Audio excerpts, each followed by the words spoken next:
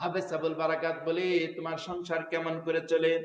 আমার স্বামী মারা গেছে, আমার কোনো পুত্র সন্তান নাই, একটা মাত্র কন্যা, এই কারণে ওকে রেখে ওকে আমি বাইরে পাঠাই না, নিরাপত্তার জন্য তাকে ঘরে রাখি। আমি জঙ্গলে জঙ্গলে কাঠ কেটে কেটে বাজারে বিক্রি করে যা হয় তার দ্বারা কোন রকম দিন চলে।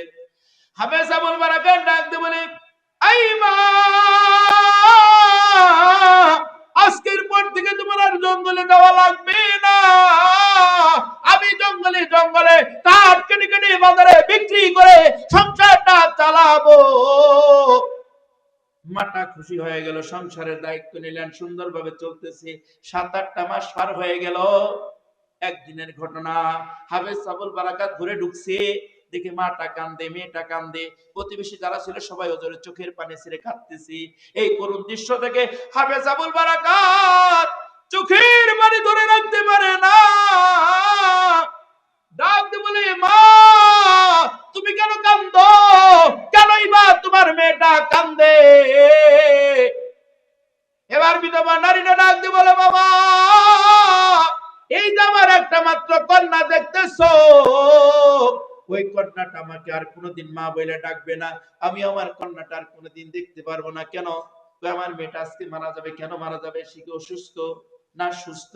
কোন অপরাধী না অপরাধ করে নাই, তাহলে মারা কেন যাবে? বাবা রে, একটা নীতির ফর্মুলায় পড়ে গেছি। কি নীতি? যে সাগরে তোমাদের জাহাজটা ডুবে গেছে, ওই সাগরের ভিতরে একটা খারাপ জিন বসবাস করে। ওই জিন জেলেরা মাছ মারতে গেলে নৌকা ডুবায় মানুষ মারে, সাগরের পারে মানুষ গেলে মানুষ মেরে ফেলে। এই কারণে ওই খারাপ জিনের সাথে আমাদের চুক্তি হয়েছে, প্রতি বছর আমাবস্যা রাত্রে সাগরের পারে যে বিশাল বড় মন্দির আছে, ওই মন্দিরের ভিতরে একটা কুমারী কন্যা দেওয়া লাগবে। ওই মেয়েটার সাথে যা ইচ্ছে তা করে মেয়েটাকে মেরে ফেলে চলে যাবে, বিনিময়ে একটা বছর আর কোনো ক্ষয়ক্ষতি করবে না। সিস্টেমটা হলো, এই দেশের ভিতরে যতগুলা কুমারী কন্যা আছে তাদের নামের তালিকা সংগ্রহ করা হয়, লটারি করা হয়, লটারির ভিতরে যার নামটা চলে আসে তাকেই মন্দিরে দেওয়া লাগে।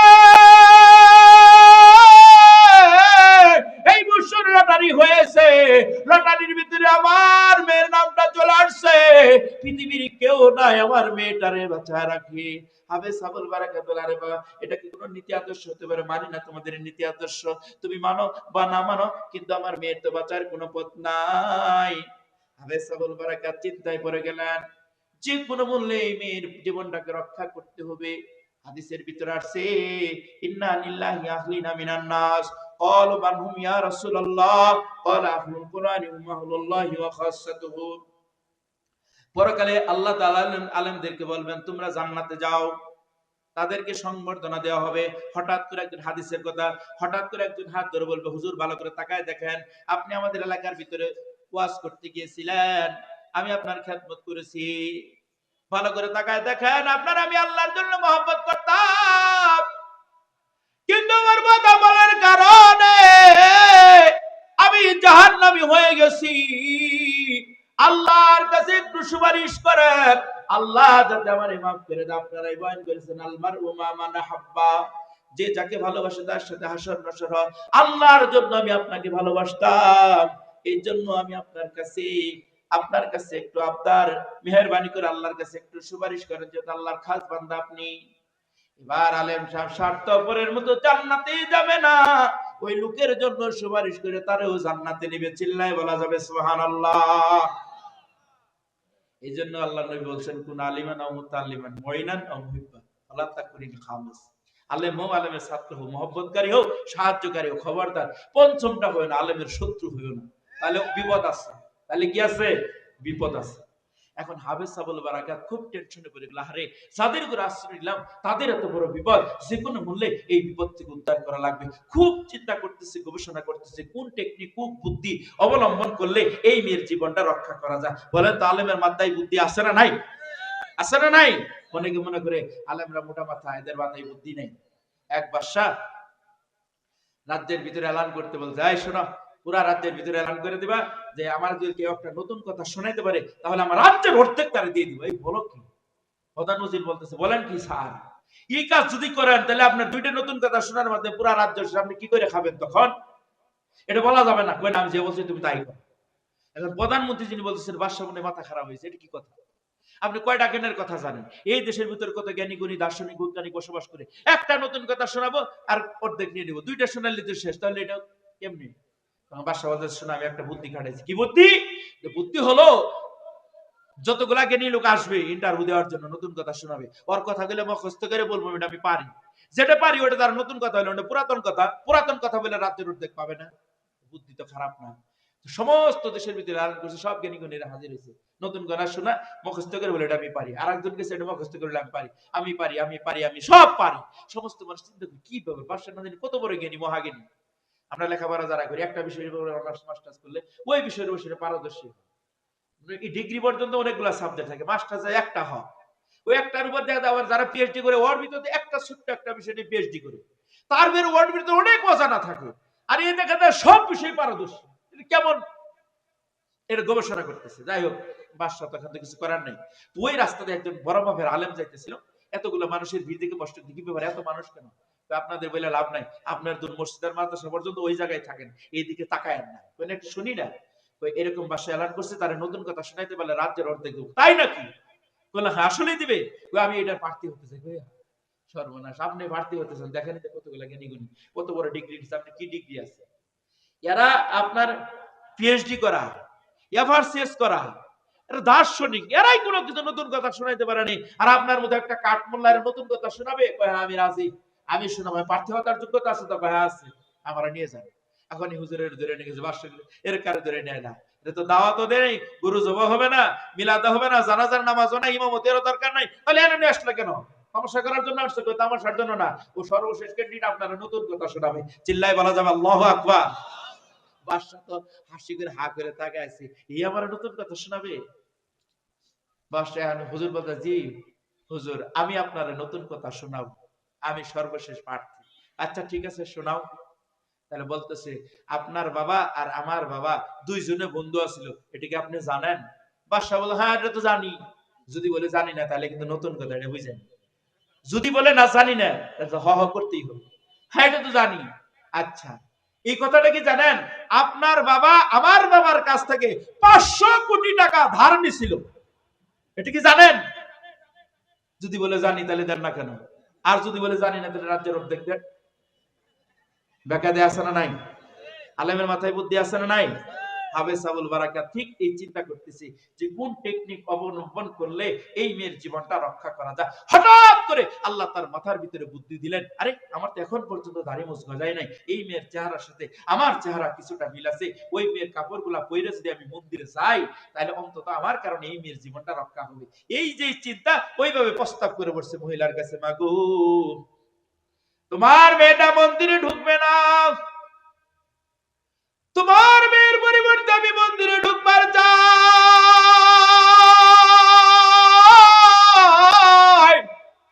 তোমার মেয়ের কাপড়গুলো আমার পরাইয়া দাও, একটা মেয়ে যেমন করে সাজার দরকার আমারে সাজাইয়া দাও। বিধবা নারীটা ডাক দিয়ে বলে, না বাবা, তা হয় না, আজ পর্যন্ত ওই মন্দিরের ভিতরে কেউ জীবিত ফেরত আসে নাই, তুমিও ফিরবা না, আমি মা হইয়া এই কাজটুকু করতে দিব না।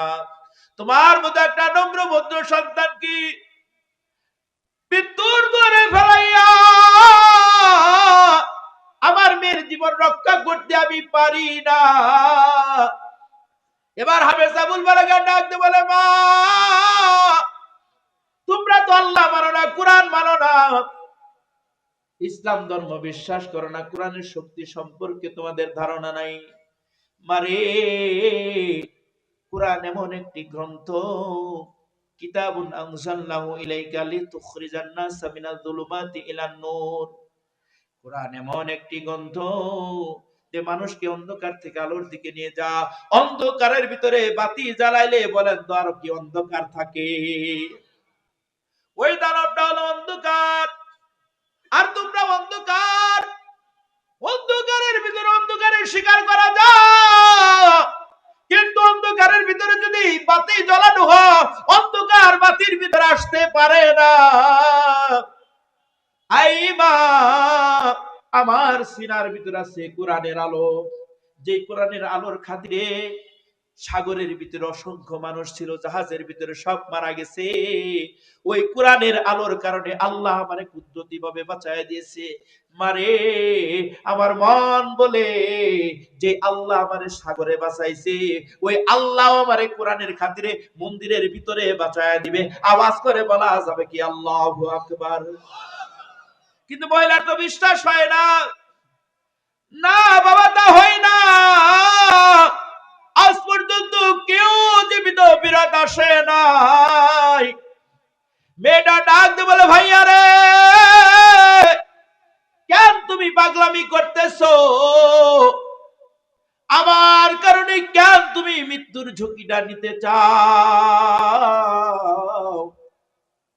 আমি মারা গেলে আমার মার খুব একটা ক্ষতি হবে না, কিন্তু ভাইয়া রে, তুমি মারা গেলে আমাদের সংসারটা কেমন করে চলবে? আমি উপার্জন করতে পারি না, আমার মাও তো সুস্থ, তার থেকে আমি চইলা যাই। মৌত পর্যন্ত তুমি আমার মাটারে দেখে রাখো ভাইয়া রে। আমি মারা গেলে আমার মার দুনিয়াতে কেউ থাকবে না, তুমি তার একমাত্র আপনজন হয়ে থাকবে। তুমি থাকো, আমার মাঠের দেখে রাখো। এটাই আমার তোমার কাছে শেষ চাওয়া, আর কোনো চাওয়া নাই। যখন কথাগুলো শুনতেছিল, হাফেজ আবুল বারাকাতের হৃদয় ভেঙে চুরমার হয়ে যায়। না না, এত বড় ক্ষতি তোর আমি হইতে দিব না। তোদের কোলে থাইকা আজকে তোর এত বড় মুসিবতের সময়, বিপদের সময় আমি যদি তোর কোনো উপকার করতে না পারি, তাহলে আমি কিসের ভাই? মেয়েটারে বুঝা, তোর কাপড় গুলো আমার দিয়ে দে। মেয়েটা কাপড় দিতে চাই না। একটা পর্যায়ে জোর করে হাফেজ আবুল বারাকাত কাপড় গুলা ছিনাইয়া লইয়া, একটা মেয়ে যেমন করে সাজার দরকার সাইজে সে মন্দিরের দিকে রওনা করেছে। মার মেয়েটা কান্নায় ভেঙে পড়লো। হাফেজ আবুল বারাকাত সোজা রওনা করেছে, পিছনের দিকে একটা বারের জন্য তাকায় না। কিছু দূর যাওয়ার পর হঠাৎ করে পিছনের দিকে নজর করেছে, বিধবা নারীর চোখের সাথে চোখটা পড়ে গেছে। মা সইতে পারে না, বেহুশ হইয়া মাটির জমিনে পড়ে গেছে। দুনিয়ার জিন্দেগির ভিতরে আল্লাহ এমন একজন মানুষ বানাইছে যে কিনা সন্তানের কারণে জীবনটাও দিতে পারে। এটা না আপনার আমার মা, জনম দুঃখিনী মা। দেখবেন সন্তান রাতের বেলা বাড়ি ঢাকা থেকে রওনা করেছে, এলাকায় আসবে, ধরেন বিকাল বেলা রওনা করেছে, এই পঞ্চগড় আসতে তো রাতে 1টা 2টা বেজে যাবে। সবাই ঘুমের ঘোরে আচ্ছন্ন। অসুস্থ মাটা বারবার টেলিফোন করে, বাবা তুমি কোন পর্যন্ত আসছো, কোন পর্যন্ত আসছো, এইভাবে বারবার টেলিফোন করতেই থাকে। সন্তান বলে, মা তুমি ঘুমায় যাও। মা জবাব দেয়, কেমন করে ঘুমাবো, রাস্তায় তোর যদি কোনো বিপদ আইসা যা। সন্তান বিদেশ থেকে বাড়িতে আসে, সবাই তাকে তাকে কার জন্য কি আনা হয়েছে, কিন্তু একটা বারের জন্য মা পিটকেসের দিকে তাকায় না, তাকায় তাকে সন্তানের দিকে। দীর্ঘ 3 বছর সন্তানটারে পাইছে। বাবা তুমি তো শুকায় গেছো। না মা, শুকায় নাই, মা তোমার জন্য এটা আনছি ওটা আনছি। সন্তান বলে, মা জবাব দেয়, বাবা রে, ওগুলা দিয়ে আমি কি করব?